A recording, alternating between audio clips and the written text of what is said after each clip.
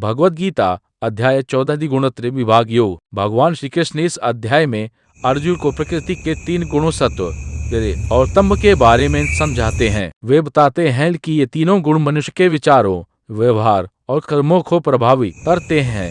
सत्व गुण ज्ञान, शुद्धता, शांति और प्रकाश से जुड़ा है। सत्व गुण वाला व्यक्ति ज्ञान और अच्छे कर्मों की ओर आकर्षित होता है, लेकिन ज्ञान और सुख के प्रति आसक्ति भी उसे संसार से बांध सकती है। रजोगुण इच्छा, कर्म, महत्वाकांक्षा और फल की लालसा से जुड़ा है। इसके प्रभाव में मनुष्य लगातार कुछ पाने और करने की इच्छा रखता है और कर्मों के फल से बंध जाता है। तमोगुण अज्ञान, आलस्य, लापरवाही और मोह से जुड़ा है। इसके प्रभाव में व्यक्ति भ्रमित हो सकता है और अपने कर्तव्य से दूर हो सकता है।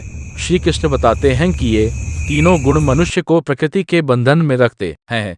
कभी सत्व बढ़ता है, कभी रज और कभी तम मनुष्य पर प्रभाव डालता है। अर्जुन पूछते हैं कि जो व्यक्ति इन तीनों गुणों से ऊपर उठ जाता है उसके क्या लक्षण होते हैं। श्री कृष्ण बताते हैं कि जो व्यक्ति सुखल दुआक, मान अपमान, प्रशंसा निंदा और मित्र शत्रु में समान भाव रखता है और इन गुणों से विचलित नहीं होता, वह गुणातीत कहलाता है।